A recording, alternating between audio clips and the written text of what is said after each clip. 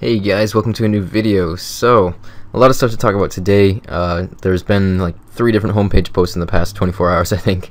But they're all pretty short, quick things that I can go through with you guys. We've got the updates that came today, which probably a lot of you guys know about.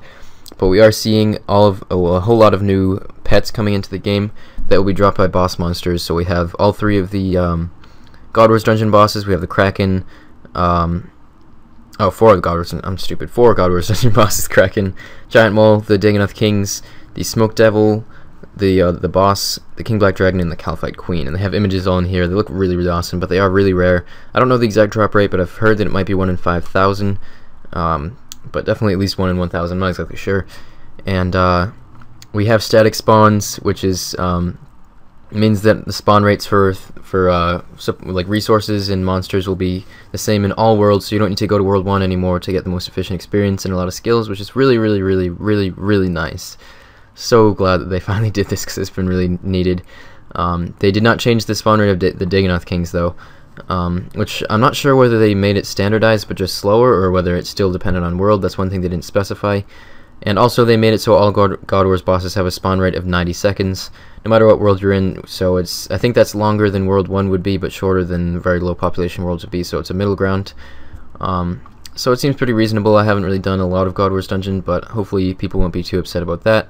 And then we've got a lot of different random patch notes which you guys can check out. I will have the link to this the homepage post anyways in the description. And the last thing that we got today is actually that's sort of significant, is a graphical rework to the Graceful outfit. Now unfortunately the Dragon Pickaxe and there's a couple other ones they were talking about graphically reworking that did not pass. Oh yeah, the wards, Odium and Malediction wards. Those did not pass, but at least we have new Graceful. It looks pretty cool. I think they're wearing it in all these screenshots. And it's definitely an improvement over the previous Graceful outfit. So next thing is we got a dev blog about Bounty Hunter, the second one, and it's not too long, but they're just saying based on feedback that they've gotten what seems to be what everyone wants. So first of all, the way that they're going to add Bounty Hunters, they're going to have 4 Bounty Hunter worlds. 3 of them will be members and 1 will be the free-to-play one, which is still members, but it's just a free-to-play restrictions to the gear that you can use and everything, obviously. And what it's going to be is that it's going to be only in the wilderness, and you have to stand in the wilderness for 10 minutes before you can be assigned a target, or be assigned as a target of someone else, I believe. Well, I guess your targets are the same, so yeah. You have to be in the wilderness for 10 minutes before you get assigned a target, and I don't really know. I guess it's just sort of the fun of going and finding your target and killing them. I don't know if there's going to be a Bounty Hunter rogue type thing or what, because I think that you can still just kill anyone else.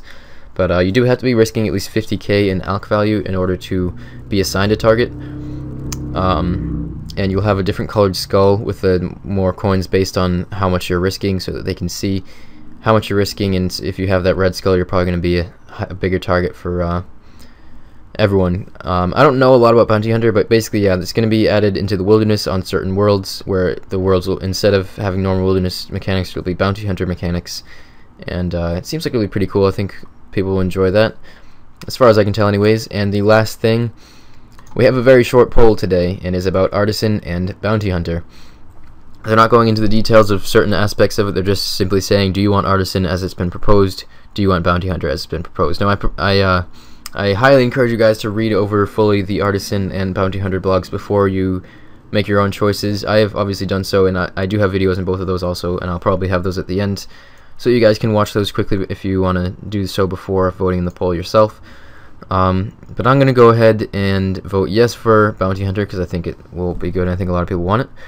And I am going to vote no for Artisan. And the reason being, I mean a lot of reasons actually, but on the last video where I talked about Artisan, where I went through it fairly quickly, and there's one thing that I missed in the video actually that somebody pointed out in the comments. And that was that, as it's proposed now, the Artisan skill, you'd be able to make a rune crafting outfit, and it would boost your level for the purpose of multiple runes. So you'd be able to make double nature runes at either 88 or 85, depending on whether the outfit stacks or not, because there's a top that gives +3, legs that give +2, and a hat that gives +1. So if it's just the highest one, then it would be 88 for double nats, and if not, then it would be 85 for double nats, which is really overpowered, and that would completely fuck up the rune crafting skill. So just that in itself is enough for me to vote no personally, and I just don't think the skill is ready, and that just doesn't really sound that appealing to me. But that's just my opinion. I'm sure there are people that want it and people that don't, so I guess we'll find out. But I'm going to submit my vote and see what the results are. Okay. Alright, for some reason the website messed up, but looks like we're not going to be getting either of them, which is interesting. I guess people don't want Bounty Hunter after all. Both of them still have the majority, but not a 75% majority, so no Artisan and no Bounty Hunter as it is now. Anyways, they might keep working on it and see if they can get it to where it will be passing. We'll just find out, but I guess that's that. So I encourage you guys to head over to the polls and vote for yourself.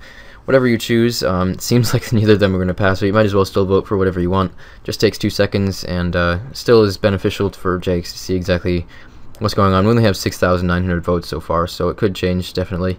But yeah, so we have today's updates, which are some cool stuff. I don't know why I had to enunciate the and we have the devlog about Bounty Hunter, which apparently is not going to be coming to the game after all, and we have the poll.